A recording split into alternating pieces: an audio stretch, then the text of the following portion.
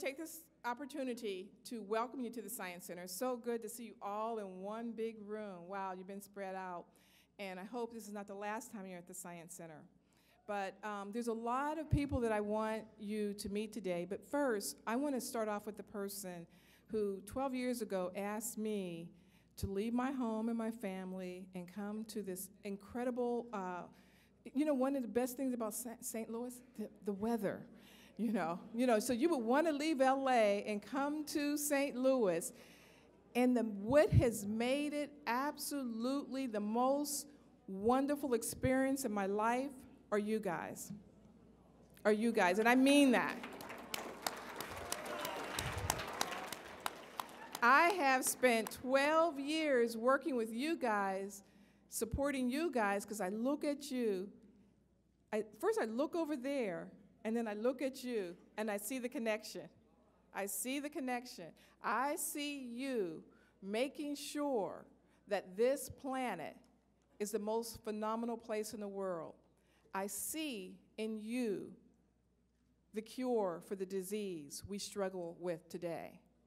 I see in you that the future for my daughter, my grandkids, is going to be incredible because you're here. And they say that I may live to be 125, and I want it to be a good life, and I'm depending on you to come up with the things that I need to have an incredible life. But the person who allows me to do all this is the president and CEO of the St. Louis Science Center, and that's Doug King. So I'd like to welcome him.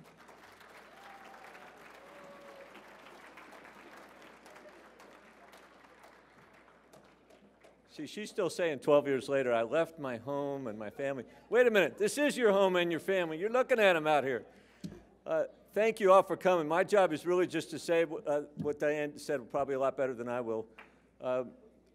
This is what working in a science museum is all about, is when you're here. And I got to sneak into some of the sessions this morning, listen to your questions, listen to our speakers, what they had to say, and the great way you were interacting with them. I can't wait to see some of the videos you made. That should be really cool. But I'm going to echo what Diane said.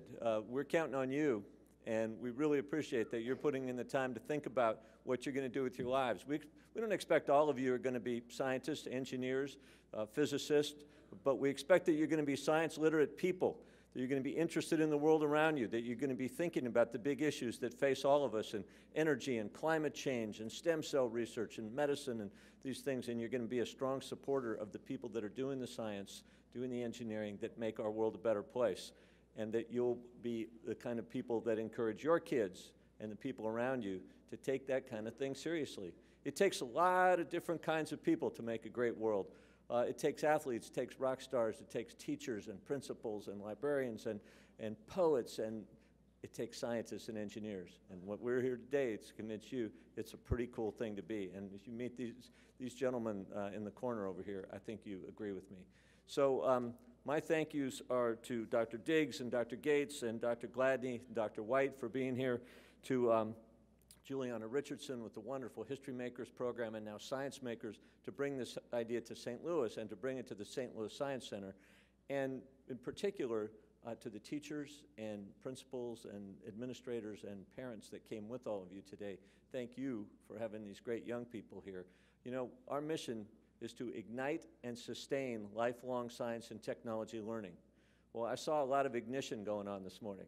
I saw a lot of people getting excited and interested, but we know that sustaining that happens back in the classroom and at home over a long period of time before you're going to ever get to put that doctor in front of your name, or that high school diploma, or that college degree. And so it's you parents and teachers that we are here to sustain. We really appreciate the effort that you make with these young people.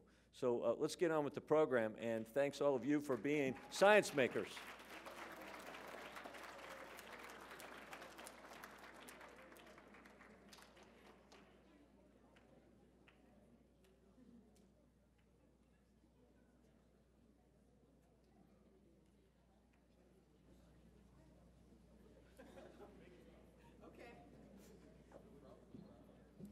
Okay, so next we're going to talk to the scientists. And all of you have talked to some scientist, someone who's in technology, engineering, mathematics today.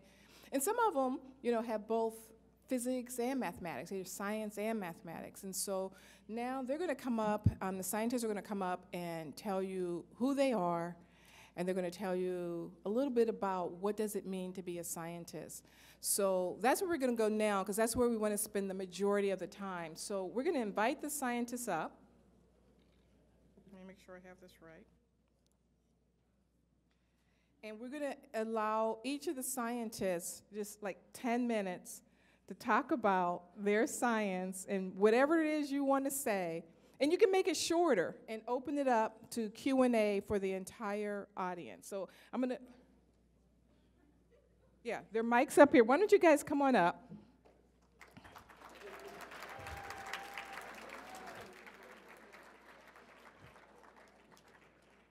And you guys have a seat. And there's a mic. Is there just one mic? Two? So you can use the mic to introduce yourselves, tell them who you are, where you're working and stuff, and anything you want to share. And it's going to include a Q&A.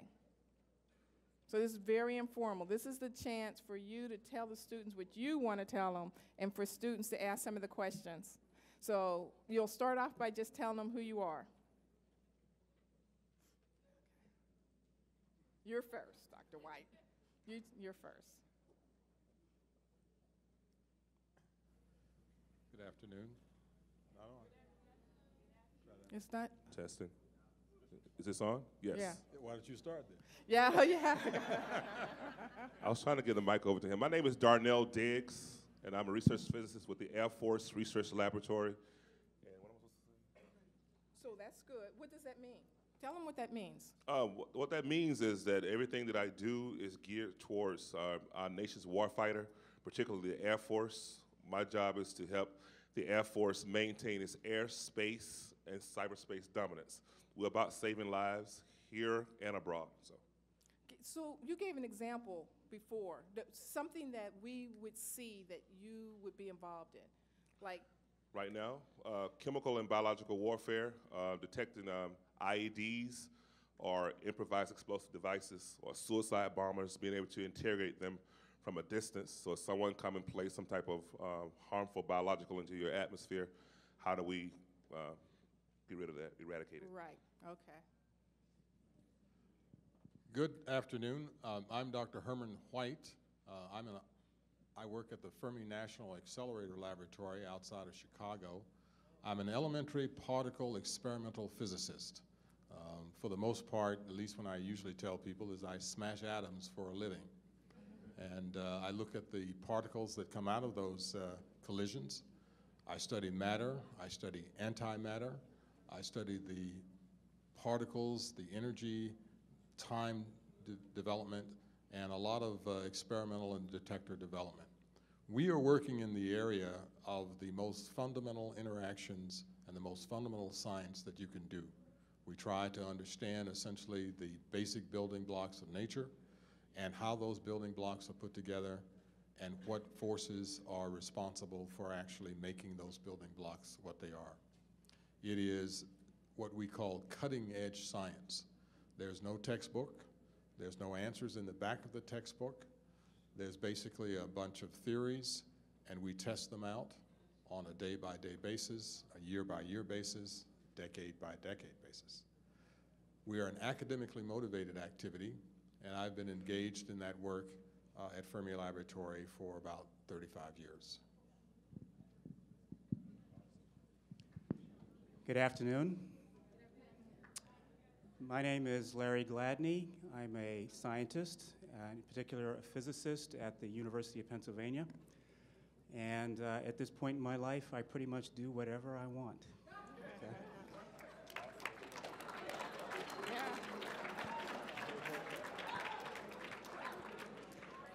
All right, now you might ask, what is it that I want to do? Okay. And after 25 years of doing research, that's pretty much what you want to do. However, we do a lot more than just research, so my history is pretty similar to to that of Dr. White's, that I did research at the Fermi National Accelerator Laboratory for about 10 years. And then at some point I moved back to Stanford, which is where I went to graduate school to do research there for about 10 years. And then for the last 5 years, I've been interested in doing something completely different, okay? Now, for those who are a certain age, when you say, now for something completely different, it's actually a pretty funny statement, right? But for a physicist to say, I'm going to do something completely different, or any scientist who has a career, it means a major life change. It means you have to learn a lot of new things. You have to develop a lot of new collaborators, friends, people that you're going to work with. And so I've been very excited about the last 5 years because I've had to go back into learning how to do physics from a completely different perspective.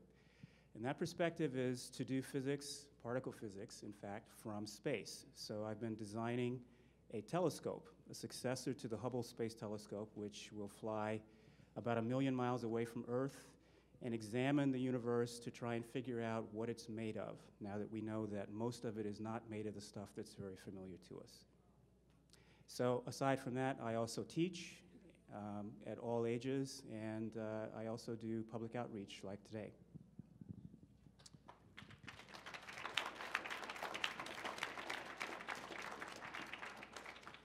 Good afternoon. My name is Bill Gates, and I started a little concern. Oh, wait a minute, wrong tape. My name is Jim Gates. I'm a theoretical physicist, like my colleagues here. My wife often meets people, and some of them know that her husband is a physicist. And so she often gets the question, what does he actually do? And she has an answer. We've been married for 25 years. You know, you get the question over and over again, you better figure out an answer. And her answer is, he makes stuff up for a living. And that's almost right. In fact, what people like me do is to look at the results of experiments that colleagues to my right and their compatriots are able to glean about the universe. And then we take those experimental measurements and we try to make them into a story that makes sense. So that's the simplest way I know how to describe what a theoretical physicist does. I have been working as a theoretical physicist since 1977, so something over 30 years. In particular, my expertise is in an area that's even beyond the physics that my colleagues here actually measure, because we, in our attempts to make things up, you have to understand why we make things up. These guys are really good at measuring things, but we tell them what to go measure often. So, and we don't always get the story right. So sometimes we say, go measure this, and they say, you guys are crazy. So in physics, it's a combination of harnessing the human imagination to try to figure out the world around us, as well as performing some of the most detailed and precise measurements that our species has ever made. These guys are always pushing the boundaries of what we can measure. I've also been a teacher since 1972. In someone's classroom, somewhere in the world, you will find me teaching. This has been the case for a large fraction of my life. So I enjoy teaching, I enjoy interacting with young people, and I think of this, that my students are probably the most important thing that I do, is to assist young people find their futures. I like to say that I am a doorway through which my students walk towards their future, and that's what I want to be. In addition to my research and my teaching, you find, I'm almost 60 years old, and you find out that as physicists approach my young age, we tend to develop other responsibilities in life. So, for example, I am a member of the Maryland State Board of Education. So we worry about education in our state of Maryland. I am also an advisor to the President of the United States. There's a group called the President's Council of Advisors on Science and Technology. There are 22 of us. I'm one of those individuals. I have sort of a media career. Some of you, if you know the video, The Elegant Universe, my face might be familiar to you. I've done 4 science documentaries to date. We're filming a 5th right now, so that'll be on air sometime in the next 2 years or so. And then finally, I'm engaged internationally in science. I have been an advisor to the South African government, to the Australian government, and a number of other places. So if you ask me what is science all about, I'll tell you a short story and then I'll stop. You know, we're all born into this world not knowing anything. We're born as an infant in a place of total confusion. And at some point in that young stage of our life, we first recognize our mother, because it's usually our mother who is the caregiver. And even though we don't have the words or even the thoughts to express that one instant when you first recognize your mother, someplace deep within your person, you know that that other entity there is going to help you and is going to support you. And so there's this instant of first recognition when none of us can remember, but it had to happen to every single one of us. Well, you see, what science really is it provides our entire species a way to look at our mother, the universe, and recognize her for the first time. And so that's what people like me try to make sure happens continuously for us as a species.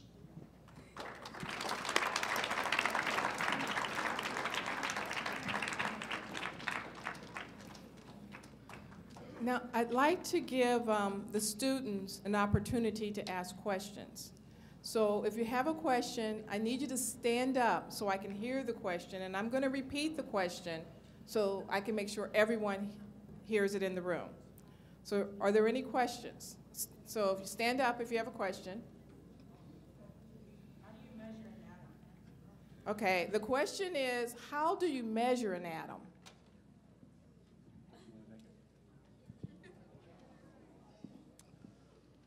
Well, very carefully. Atoms tend to move around a lot. So there are things called wavelength, and how you see anything, how I see you now, is because light bounces off of you, and it goes into my eye, and my eye is a detector, and my eye essentially can tell the differences between the way in which that light reflects off various parts of you. If you look at an atom, you use the same general type of technique, except you don't just use light. Most of the time you use electrons. Now, there are ways in which you can actually look at actual atomic structure, but it's always moving. So you have to essentially freeze the atom as closely as you can, that is, reduce the amount of energy so it doesn't vibrate, and then scatter things off it like electrons, or scatter something off of it with the wavelength that allows you essentially to reproduce what that scattering angle is. And then you're able to actually see. Now, we've been able to take actually photographs of carbon structures, that is a carbon atom or individual atoms, but it's in a matrix of carbon material. So it's an interesting question you ask, because what we do is to try to not just see but measure the characteristics of things that are much smaller than atoms, things that make up the nucleus of the atom, protons and neutrons, and also things that make up those particles, which we cannot see directly, but we can see the evidence of them. So what we do effectively is to scatter particles and scatter probes off of materials, watch how they scatter, and then reproduce essentially the scattering angles and the directions at which those particles are scattered to reproduce essentially what they scattered off. How's that?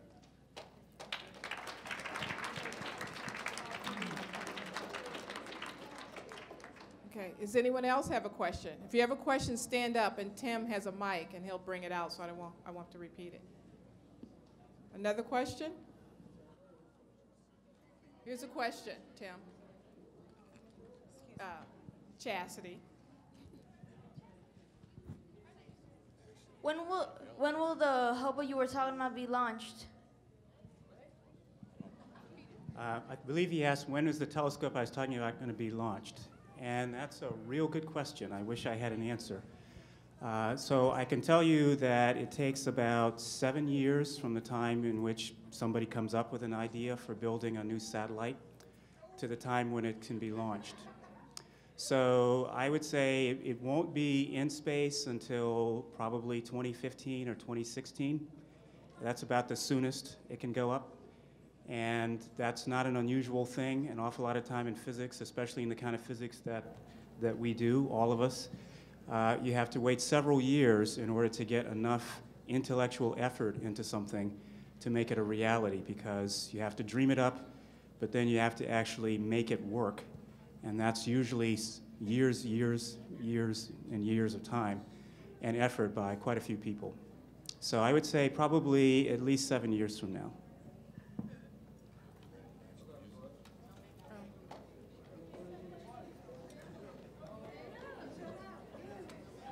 Yeah, stand up. By it being like so many different topics in science, I want to know, like, if you wasn't in what you're in now, what would you be in? You see what I'm saying? If I wasn't doing science? If I wasn't doing science, I don't know. I would do, I know, well, I would be doing something probably with motivational speaking, but there's a science component to that.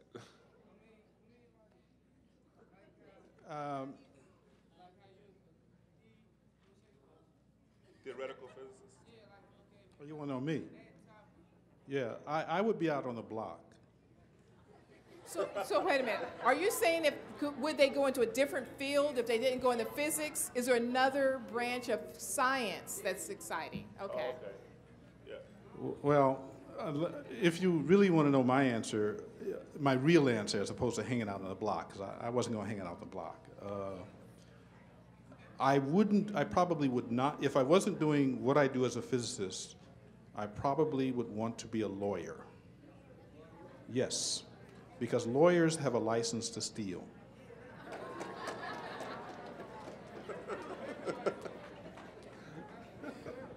I think I'm going to have to add to my colleague's response. Redeem him. Redeem him as well, one of my jobs. All of us, in fact, on this stage, in all likelihood, started out thinking about science in some general fashion. You have to be very fluid about what your future is, because opportunities and sometimes constrictions can come up, conflicts can develop that push you in different directions.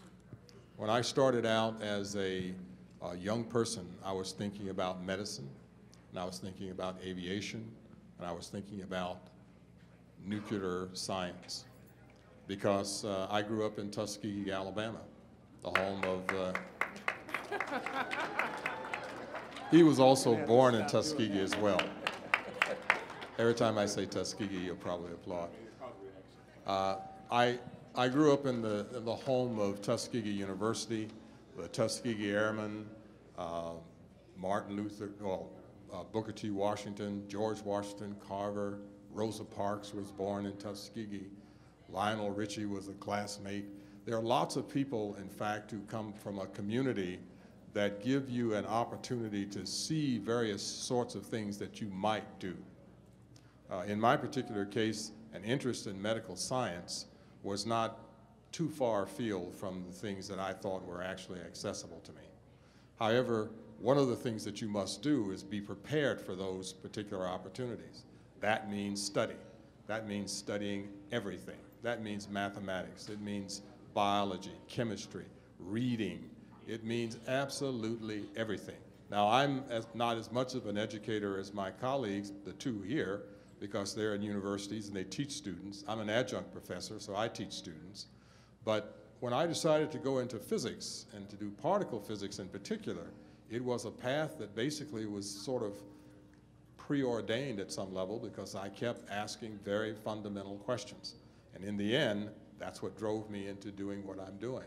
However, I didn't forget about my medical services. I was the board of directors for a hospital for over 10 years, and it developed into one of the best 100 hospitals in the United States. Now, I'm a particle physicist And many people might say, well, what interest do you have in medicine? That was an old interest when I was in high school, but I never gave it up. Many of the things that we do, in addition to the work that we are doing now, brings a different point of view to some of those activities. Like Jim and like Larry, we serve on advisory panels to the National Academy of Sciences, to the Department of Energy, to the President. We do a lot of things that, in fact, take the skills and knowledge that we have in our basic research and apply them to places that you never would think that they should be applied. This past week, or 2-3 weeks ago, I was sworn in as a member of the Commission on Fire and Police in my community. Now, what would a particle physicist be doing with public safety? Well, it's just the way in which you think and the way in which you solve problems may not be the way in which people are trained in other areas. And so you bring an added value to just about everything that you do. So when you ask if there's something else I would do, I would answer anything.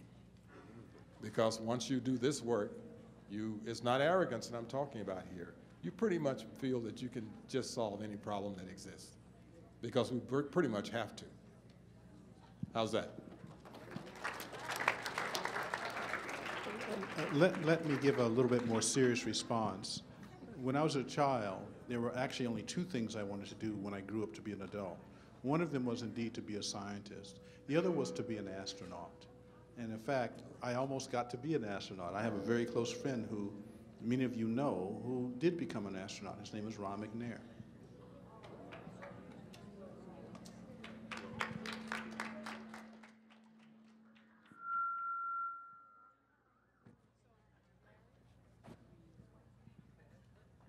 Well, I probably can't do any better than Herman's answer. Physics is best, right? So there are lots of interesting things in life to do.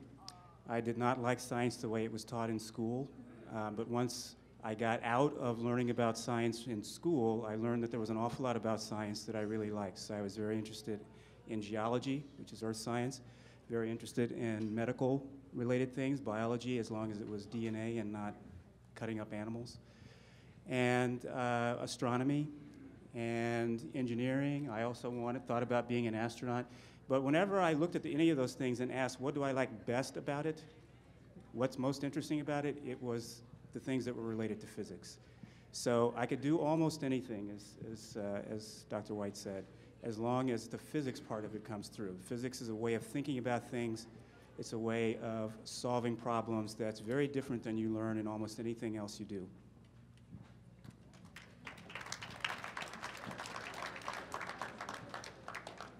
Do we have anybody else who would like to ask a question? Anybody else? Okay.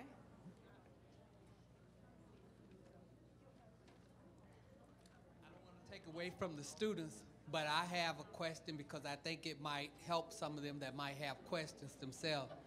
And Dr. Diggs, you work in the Air Force Research Laboratory, and I was part of Air Force 88 Com Group working at Wright-Patterson as well. So I work with a lot of people from AFRL. But could you share with the students here the importance of science in the military and how being a part of the military can help them increase and enhance their science and engineering and technology skills? Yes, we do a great deal of work for the Air Force Research Laboratory. There are about 10 technical directorates. I'm in the materials directorate. We have a propulsion, if you're interested in turbine engines and how planes fly, aerospace or aerospace medicine. We have flight surgeons, all types of people with all types of disciplines at the Air Force Research Laboratory. And it's very important to me because I can see how my work actually, is actually saving lives now and in the future, the potential to save lives in the future. So that's very important to me. And I'm not in the Air Force, by the way. You don't have to be in the Air Force. I'm not a military person. I'm a civilian who works for the Air Force. I'm a scientist for the Air Force. And so for me, it's a great job because I see the impact that I'm having in a national as well as an international way. I've worked with people now, if you look at these guys are undoubtedly older than me. Had to say it. But I will say that Dr. Gates, I want to say this because the reason why I said that, because Dr. Gates has influenced my life, and these guys going to the conference as a student, because I was a teenager, when they were 1977, I mean, I was a very young kid at that time. And that's okay. I mean, listen, there's nothing wrong with getting old because the only alternative you have is to die young. So getting old is a great thing. But I like to say that these guys have really taught me a lot. I told Dr. Gates last night that the reason why I was able to pass my qualifiers for the PhD was because of his teaching skills. He's a phenomenal teacher. Now, he jokes, but I'm telling you, this is a bad man. All of them are. So I'm just honored to be here to glean from them. So I'm sitting here on this stage, but my mindset is just like yours, sitting out there trying to learn something.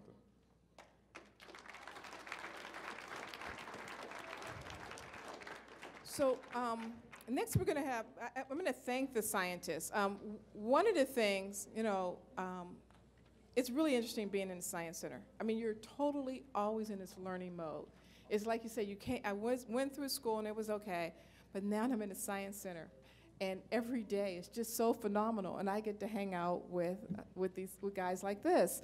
And one of the things about Dr. Gladney, did I pronounce it right? I'm scared to say it because I think I'm gonna mispronounce it, but Gladney, is that he's from this area, and I wanted you guys to see someone who grew up in this area, who's now up on this stage. He didn't bring it up right now, but.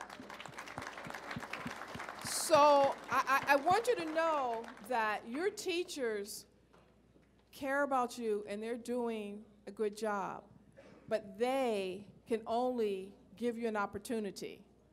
If you want to be up on this stage, it's up to you. So I want to thank the scientists for being here, and you can come down now. You're released. You can get off the stage and we're and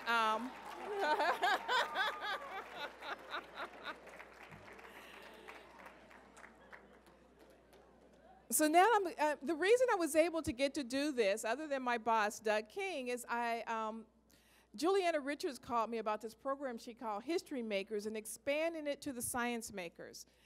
And she has been working with me, and through my department has been out working with your teachers. So she's going to tell you about the ScienceMaker project and introduce you to some of the students that we got to work really close with and some of the work they've been doing. So Julieanna.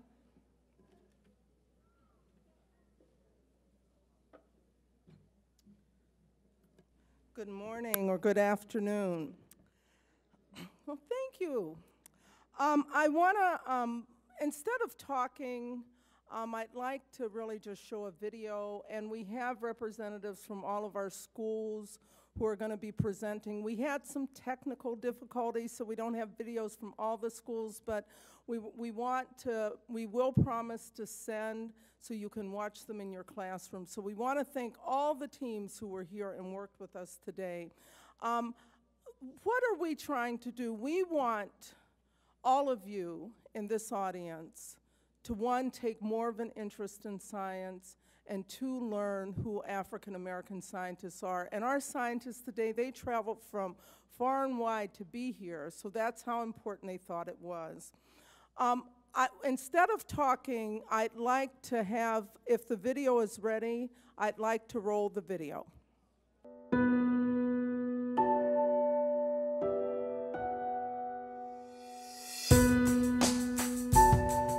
Every scientist has benefited from being on the shoulders of previous generations of scientists. So there is a feeling of legacy about helping out the next generation of scientists.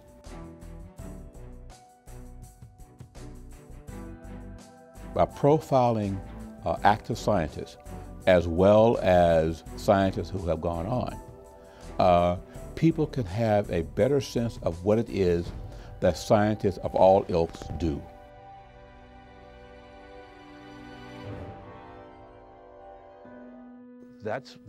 These things have a logic to them. There's some rational basis underlying, and it can be understood. I think it has the potential to reach more than just young people. I think it has the opportunity to reach the wider community. Again, about scientists, African American scientists, and what they're doing currently in the field, or what they have done that we don't know about.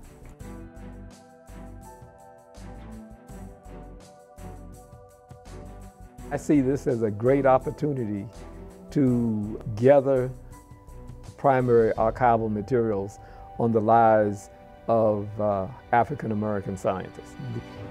There is very little material in this area. Secondary, you can use these materials in your other projects, in particular to try to help young people to go into science. I think it's important to sort of reassure young people by looking at HistoryMaker type materials that they aren't alone in their feeling of a little bit of insecurity about sort of what the future has in store.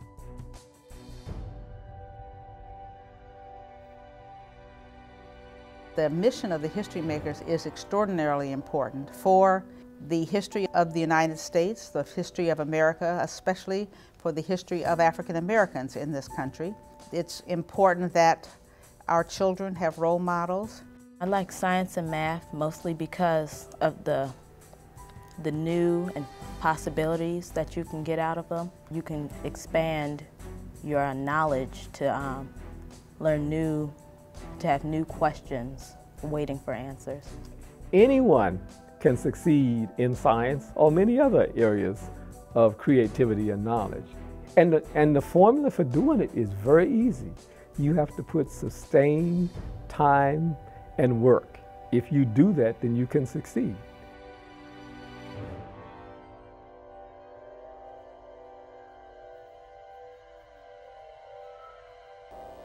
So what is the motto? If you do it, you can succeed. So now I want to introduce our, oh, guys, don't get, they're getting cold feet back here.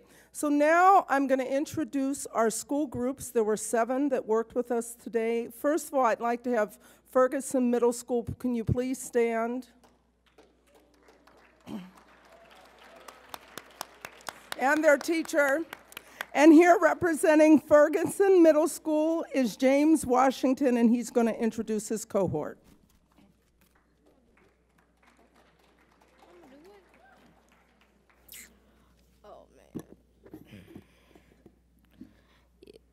Hello, I'm James Washington, and this is Sebastian Kidd, and we are from Ferguson Middle School. The teachers I came with today are Mrs. Pellman and Mrs. Marshall. Today, I came just thinking that we were just going to interview scientists, do an experiment, eat and leave. And then I met 2 interesting scientists, Dr. Diggs and Dr. Gates. Although I didn't really get to talk to Dr. Gates very much, I did meet Dr. Diggs, and he basically just asked me about my grades, if I got in any trouble, and why I came here. But while talking to him, I learned he was very confident in what he did, as well as Dr. Gates. And they told me that science was very important to them and how they all started. I really enjoyed them and would like to thank them for coming. After talking to him, I got to make a video on Dr. Gates and the quick experiment we did on sound waves. It was pretty fun, so to end my statement, I would just like to thank them for coming today.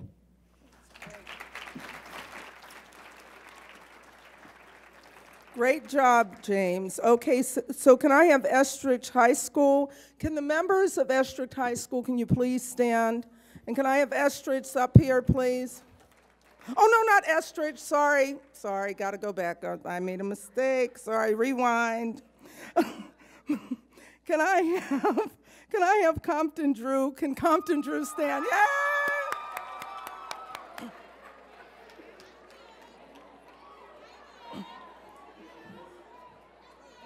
I guess Compton Drew is in the house.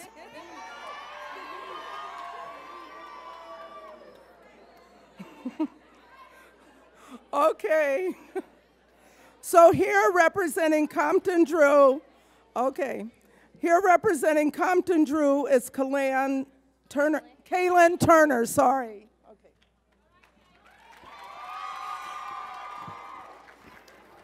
Hi, my name is Kaylin Turner. Today at the Science Center, we got to meet 3 scientists, and we got to interview Dr. Gates, and I was the videographer, and this is my production crew.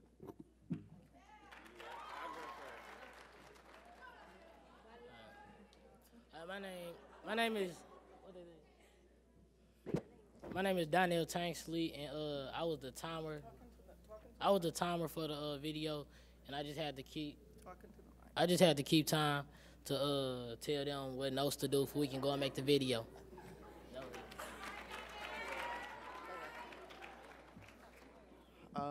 My name is Jalen Price, and I was the student representative. I basically just introduced Dr. Gates to our whole production team.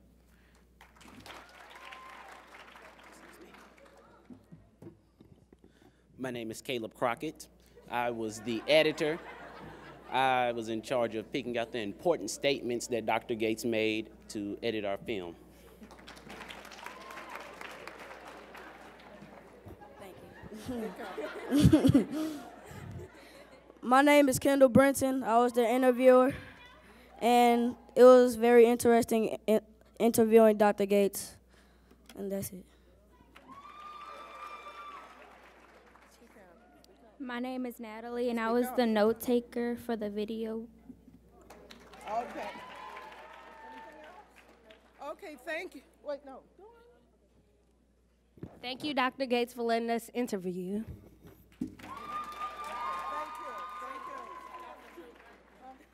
Okay. Okay, thank you guys. So next, we have Brittany Woods. Can Brittany Woods stand up?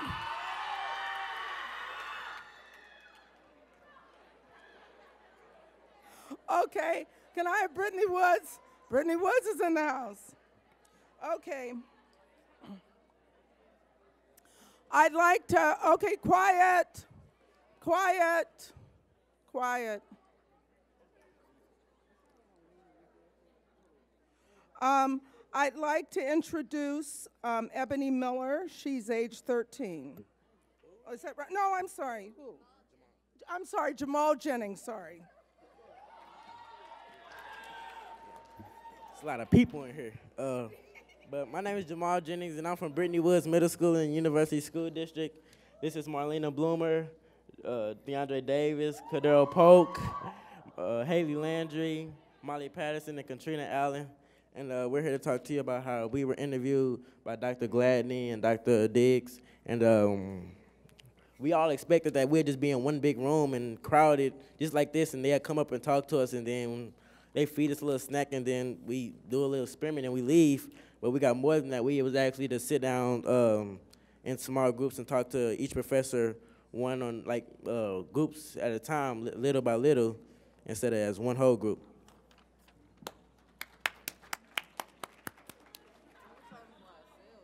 Hello, my name is Marlena Bloomer, and I had the opportunity to talk to 2 scientists, Dr. Diggs and Dr. Larry Gladney. The most important thing that I learned is that I can and I will, and that's a bold statement.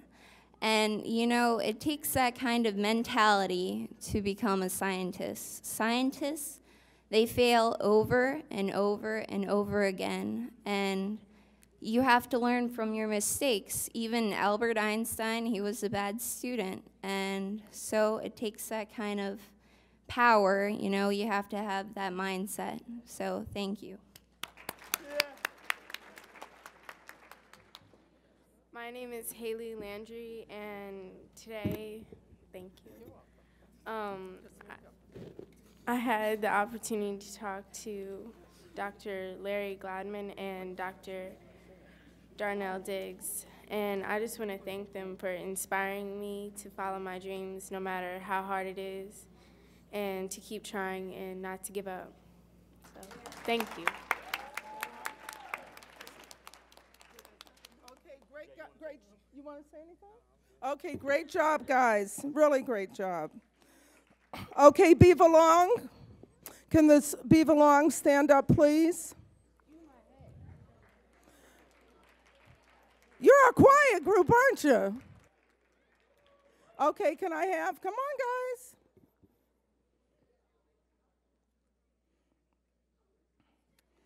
Okay, right now I have Ebony Miller. She's age 14, and she's representing Bevo-Long. Good evening. My name is Ebony Miller. And at first, when we first getting to know the ScienceMakers, we saw them on video in our classroom. And when we got to the Science Center, it was a pretty nice experience. We got to interview Dr. Gates and Dr. Diggs. And I got to have lunch with Dr. Diggs. The lunch was delicious too. And it was just a really nice experience.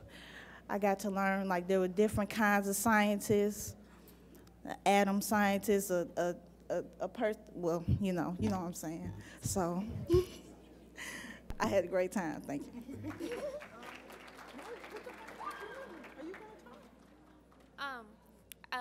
I learned that about the different kinds of scientists and about what they do in that certain field. And I thought we were just going to come here and just talk to them, but we got to actually get to know them one-on-one, and that was cool.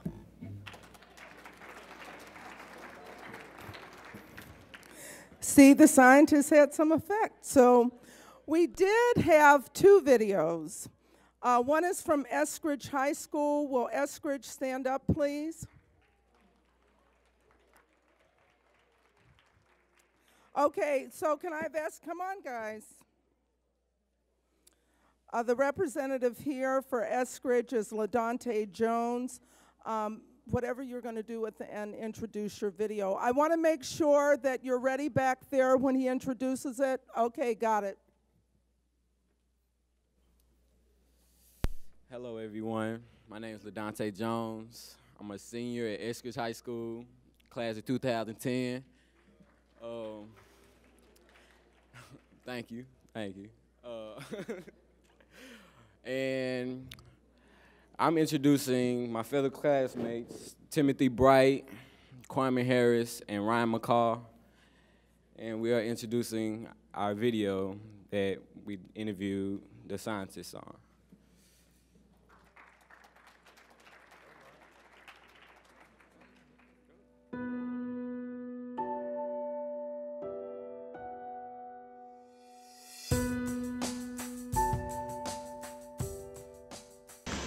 I always knew that I was going to be a scientist, and when I turned 12 years old, I knew that the science I was going to do was physics, so that I always knew. My name is Larry Gladney. I'm a physicist. That's a particular kind of scientist that does experiments or theory on how the world works. So basically my job is to try and find out how the world works from the most basic fundamental level, that is the very smallest things, all the way up to the very largest things that there are in the universe. I am chair of the Department of Physics and Astronomy. I also have what's called an endowed chair there. So at a certain point in your career, if you've done really good work and you get recognized for that nationally and internationally, then you get rewarded by certain titles. I am known for work at very large machines called accelerators, and I'm also known most recently for designing a telescope to go into outer space to take pictures of the universe. You have to build up a reputation, and you have to build up a lot of accomplishments that people take note of. So there's never a point at which you are, I would say, trained for doing what I do. There's things that happen along the way, and you have to be both hardworking and you have to be somewhat lucky. That is, the experiments that you do have to work out. Well, it's not that easy to figure out what to do with a kid that wants to read all the time. So support is one of those things where if you're going to raise a child who's going to be a physicist and you're not a physicist, it's not really easy to figure out what it is you're supposed to do. So yes, they bought lots of books, encyclopedias, things like that. So I think for the most part, what you do is provide opportunities by making sure that everything that's available your child is aware of, and that you try and get them at least to know about it and have some interest in it. So that's what my parents did for me. What other job would you have chosen if you hadn't become a scientist? There was no plan B, right? So if you've ever heard, everybody knows Will Smith, right? So when he went to Hollywood, he came from Philadelphia, which is where I'm from Overbrook School, which is not very far from where I live. And as he said, it was to be a movie star, and there was no plan B. So if you have a plan B, then you don't have a really good plan A. So I never planned on being anything else. The happiest moment in my life, there are lots of happy moments. I really probably can't decide the first one. So first, I'm a grandfather, and I really enjoyed holding my grandchildren hours after they were first born. That's a very happy moment for me. I was very happy when I got my PhD, but that kind of goes very quickly. So what I would say is if you want to go to college, you can go to college. If you want to be very good at what you want to do and make yourself aware of what opportunities are out there, they're available. They absolutely are available. Before I start, I want to give a shout out to our editor, Mr. Anderson, for making our video. And when we interviewed Dr. Gladney, I also learned that he took college courses while he was in high school. So for all you middle schoolers to know what you want to do before you graduate from high school. Thank you. Oh, you're not? You sure? I thought you were speaking. Okay, please give them a round of applause. You guys can come and work for me. We have crews that go all over the country. Okay, next, I imagine Academy of Careers Middle School. Will you please stand up?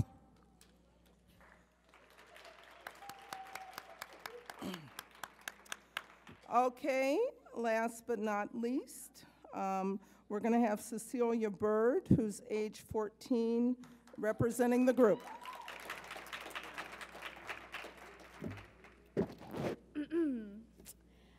We are from American Academy of Careers Middle. We are with our teachers, Chrysantha Norwood and Stephen Elam.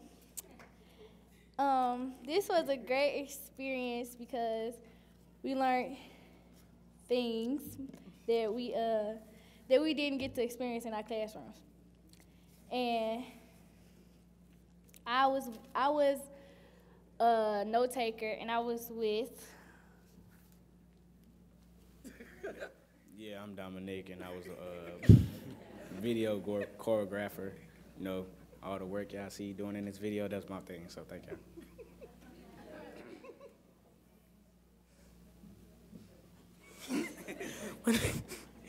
My name is Tony Smith, and I was the interviewer. I interviewed Dr. Herman White.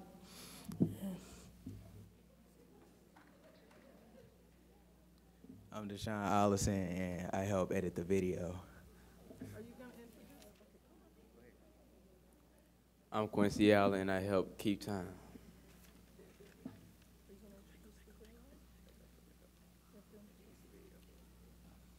And this is our video.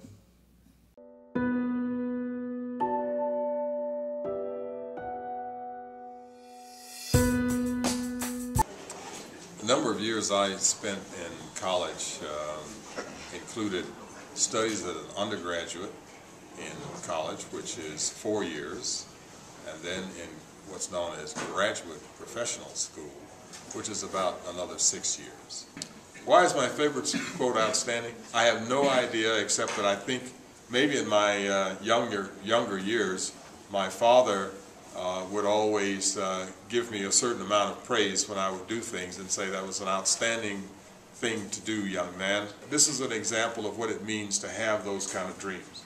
A man named Tim Berners-Lee at the Particle Physics Laboratory in Switzerland, our sister laboratory, came up with an idea to move data around the world. The idea was to try to take something in Switzerland and move it to something in the United States. Very simple idea.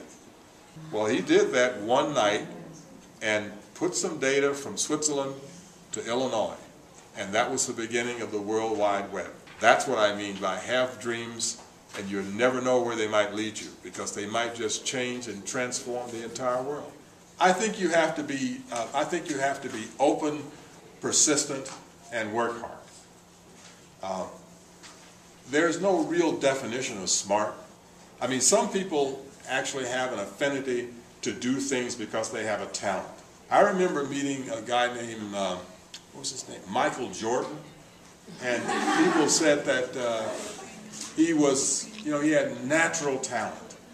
And I remember him saying yeah, okay, but when he was a young person, he got up in the morning playing basketball. Every single morning for years.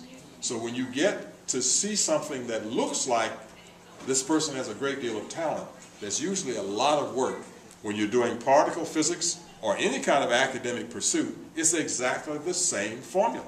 You get the idea of how this works and you work at it a lot. So you look at a guy like me and say, well, this guy goes all over the world, he's got equations named after him, he works with high energy, blah, blah, blah, blah, blah. But I did that for 30 years. Well, the advice I would give to you, if you have dreams and you have an idea that you think you know what you might want to do, never give up. Absolutely stick with it, because it's just a matter of time. The most important thing that Dr. Herman White shared with us, that one small thing can change the world, and that you have to work hard and practice to be good at whatever you do.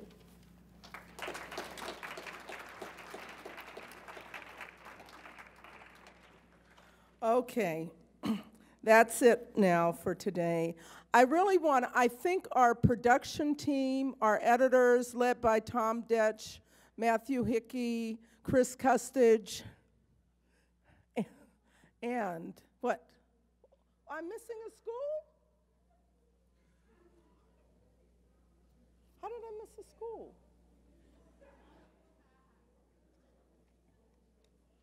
Okay, sorry. Okay, I'm sorry. Okay, Central Middle School, can you stand up? Sorry.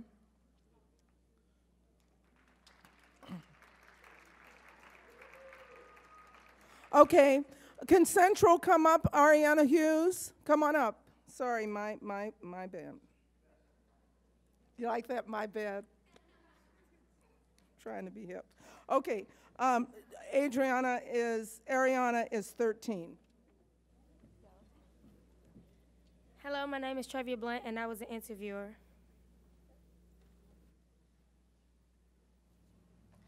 My name is Maisha Jameson, and I was part of the editing team. My name is Talisha Lambert, and I was part of the editing team. My name is Damon Washington, and I was the note taker. Hello, my name is Ariana Hughes, and I was part of the photographing. Today, we met Dr. Gladney and Dr. White. When we came here, we didn't know what to expect at all. We didn't know if we would have a good time or would it just be boring. But when we talked to them, we found out that the most important thing today is that setting your goals and keeping your eye on it. We found this out because they explain how you should never have a plan B, how you should always go for your goal and know that you're going to get it. Keep working hard until you reach that point and then continue on with more. Today, I would like to thank them for teaching us that, and just thank you for being interesting, because we all had a really good time, and that's it.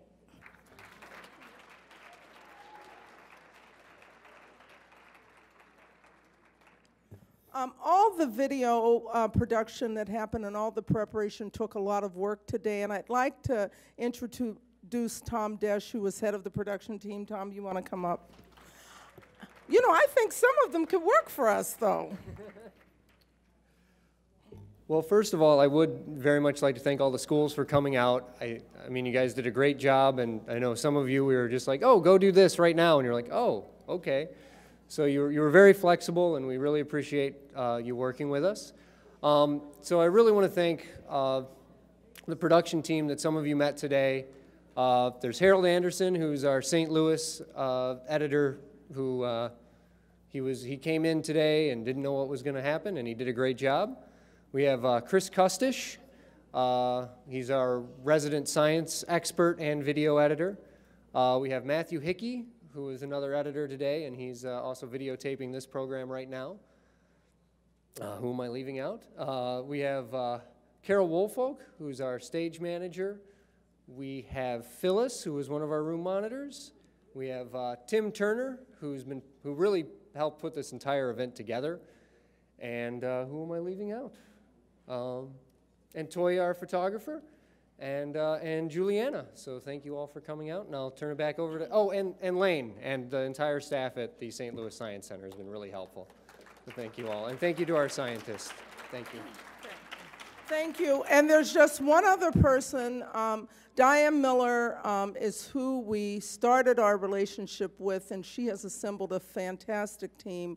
But I could not end the program without thanking Carolyn Apama, who has worked with us for months, really. Carolyn, please stand up, to really pull all this together. And of course, we could not have done it without the teachers and the students, and now I bid you adieu. But remember, whenever you see a bird in the sky, or you look at the water in a lake, or even an airplane flying, you're seeing science in action. Thank you.